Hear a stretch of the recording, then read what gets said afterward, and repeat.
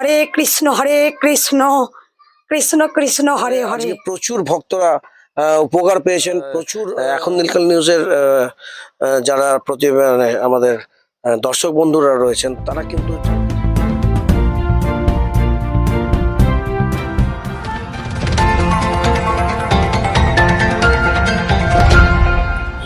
এখন দিনকাল নিউজের পক্ষ থেকে গীতশ্রী পাল ও দিব্যেন্দু দাস দালাল বুধবার 10ই ডিসেম্বর পৌঁছে গিয়েছিলেন পূর্ব বর্ধমানে কৃষ্ণকালী মায়ের মন্দিরে মঙ্গলা মা এখন দিনকাল নিউজকে কি বললেন শোনা যাক। পূর্ব বর্ধমানে বিখ্যাত কালী মন্দিরে তো আজকে পেয়েছি মঙ্গলা মা, যে মঙ্গলা মা হাত ধরে আজকে প্রচুর ভক্তরা উপকার পেয়েছেন। প্রচুর যারা শরীর খারাপ নিয়ে এসছেন, অসুখ বিসুখ নিয়ে এসছেন, তারা কিন্তু নিষ্ঠার সঙ্গে তারা পুজো দিয়েছেন এবং তারা কিন্তু উপকৃত হয়েছেন। কিন্তু এইখানেই কিন্তু একটা বড় জিনিস আপনারা জানেন অবশ্যই যে মায়ের সঙ্গে বহুদিন ধরে একটা লড়াই চলছিল। সেই লড়াইটা এর আগের প্রতিবেদনে আমরা জানিয়েছি। তো আমরা আজকে জানতে এসেছি যে উনি একটা কঠিন সিদ্ধান্ত নিয়েছেন।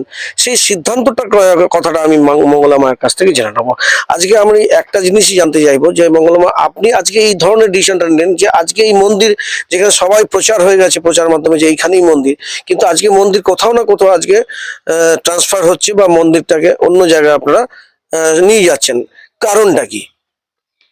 যেটা হচ্ছে মায়ের সম্পূর্ণ বলো মায়ের ইচ্ছা। কারণ ভগবান শ্রীকৃষ্ণর ইচ্ছা ছাড়া একটা গাছের পাতাও কিন্তু খসে না। আমার কপালে যদি কিছু গোবিন্দ না লেখেন আমি জোর করে পাবো না, আর যতটুকু লিখবে ততটুকুই কিন্তু পাবো আমি। কারণ একমাত্র গোবিন্দ সবকিছু জানেন। একটা জিনিস যেটা হচ্ছে যে এখন এখন প্রত্যেকটা বর্ধমানবাসী, সেদিনকেও এসপির ম্যাডাম এসছিলেন, তিনি বলছেন মা আপনি কোথাও যাবেন না, আপনি এখানেই থাকুন। তারা বুঝতে পারছে মায়ের মাহাত্ম্য। কারণ এটা সম্পূর্ণ মায়ের ওপরে ছেড়ে দিয়েছি। কারণ আমার যুদ্ধ ছিল মায়ের মন্দির প্রথম থেকে। যখন আপনারা সবাই বাড়ির আমার প্রথম দেখবেন তখন থেকে বলতাম যে মা কেমন করে এলো। আমার ইচ্ছা ছিল মায়ের একটা মন্দির বানাবো। কারণ আমাদের সনাতন ধর্মের একটা মন্দির হচ্ছে পবিত্র স্থান, সেটা সবাই চান। আর বিশেষ করে মায়ের নাম কৃষ্ণকালী। ভগবান শ্রীকৃষ্ণ কথার অর্থ হচ্ছে সর্বোচ্চ আনন্দ। কারণ আমাদের অনেক সময় যেমন আমাদের হাওয়া যেমন বয়, হাওয়াটাকে যেমন চোখে দেখা যায় না, তেমন গোবিন্দকে কিন্তু চোখে দেখা যায় না। তার নাম জপেতে অনেক ভক্তরা অনেক সুস্থ হয়েছেন, মায়ের নাম জপেতে অনেক অনেক কাজ পেয়েছেন। তবেই প্রত্যেকদিন অজস্র ভক্ত মায়ের কাছে কিন্তু আসেন। এখনকার যুগে কোনো মানুষ কিন্তু বোকা নয়। তাদের কাছে বাস ভাড়া, ট্রেন ভাড়া, অটো ভাড়া, বা এখানে রাত 8টা থেকে লাইন পড়ে যায়।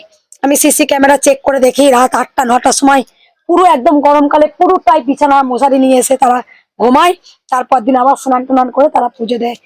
তাই আমি চাইবো ভক্তি ভরে মায়ের নাম জপ করুন। বিশ্বাসে মেলাই বস্তু তর্কে বহুদূর।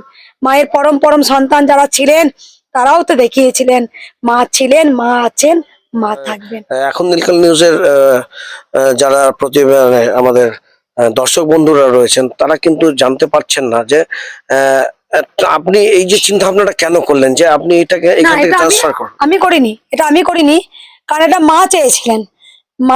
মা সম্পূর্ণ চেয়েছেন। কারণ দেখো, যদি বলি যে এখানে এই জিনিসটা করব, কিন্তু দেখবেন পরে দেখবেন সেই জিনিসটা হয় না, উল্টো রকম হয়ে যায়। কারণ এটা সম্পূর্ণ কিন্তু গোবিন্দর ইচ্ছা। মা কোথায় মন্দির নেবে, মা কোথায় বসবেন, সেটা সম্পূর্ণ মায়ের ইচ্ছা। মা হয়তো চেয়েছিলেন যে হয়তো মা সেরকমই কিছু খুঁজছিলেন যে এত তো ঝড় আমাকেও সহ্য করতে হলো, সেরকম এমন একটা জায়গা নিস্তব্ধ, সেখানে মা গিয়ে হয়তো শান্তি পাবেন। তাই মা তো ভগবান শ্রীকৃষ্ণ শান্তির দূত। জগন্নাথ পুরীতে দেখবেন অনেক কিছু আওয়াজ হয়, কিন্তু আজও কিন্তু জগন্নাথ পুরীতে পতাকা কিন্তু উল্টো দিকেই বয়। কারণ ভগবান শ্রীকৃষ্ণ খুব কিন্তু শান্ত প্রকৃতি, তিনি চেঁচামেচি পছন্দ করেন না। তাই মাও হয়তো নিশ্চয়ই বুঝেছেন যে আমি কোথায় গেলে শান্তি পাবো। সম্পূর্ণ মায়ের ইচ্ছা। আর একটা কথা বলি, মন্দিরটা ঘিরে শুধু আমার স্বপ্ন নয়, এখানে গোটা বিশ্ব, গোটা ওয়ার্ল্ডে তাদের স্বপ্ন আছে।